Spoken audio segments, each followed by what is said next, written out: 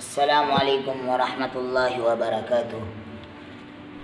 د ښکلي رشتې او د نیک عمله رشتې د حاصلولو دپاره یو مختصره غوندې وظیفه ده.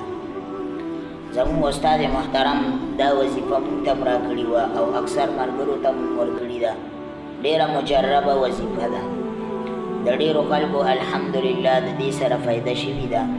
نن سبا اکثر خلک پریشان دي چې نه د کور طاقت لري، نه د مال حال طاقت لري او نه دغه رنګې څه رشته ورته میلاویږي. نو هغه خلک زما دوستان ملګري دي پریشانه کېږي نه، که زنانه دي او که نارینه دي، د هغوی دپاره اسانه وظیفه ده. قرآن مجید یو آیات دی، که دا چا وظیفه ونیوله نو الله رب العزت به د غیبو نه ټول اسباب پوره کوي.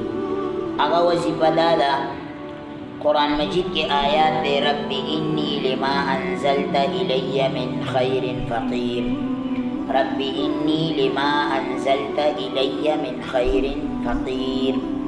رب انی لما انزلت الی من خیر فقیر. دوستانو د دې طریقه دا ده چې اول ځل به او آخر کې به 15 ځل درود شریف ووایي. درود ابراهیمی چې کوم دی د مانځه والا درود شریف 15 ځل به ووایي، بیا به دا دعا 7 ځل یا 11 پیرې ووایي.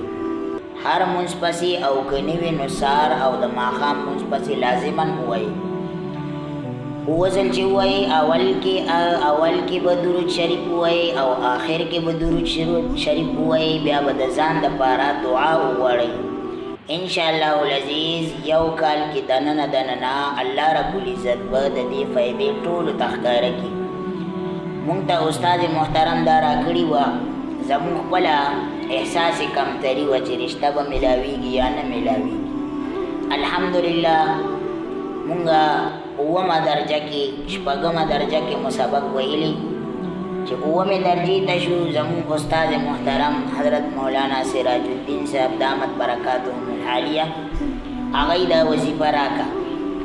بیا دا وظیفه مونږ مستقل شروع کړه. الله رب العزت چې کله زموږ فراغت کېدو د 8مې درجې د علم نه، الله رب العزت یو ښایسته کورنۍ کې رشته م راکړې وه او د کور بندوبست هم وشو او زما د واده مستقل خرچه الله رب العزت هغه د بل چا په ذمه باندې پوره کړله. نو تاسو ته مې خواست دی چې پریشانه کېږئ ما، د پریشانۍ حل انشاءالله په اعمالو سره حل کېږي. تاسو دا عمل جاری وساتئ، الله رب العزت به ستاسو مدد وکړي. الله رب العزت دې زموږ ستاسو د ټولو حامی او ناصر شي. الله دې زموږ د ټولو مددګار شي او الله رب العزت دې د ټولو خلکو مشکلات د خپل د غیبي خزانو نه پوره کړي. السلام علیکم ورحمت الله وبرکاته.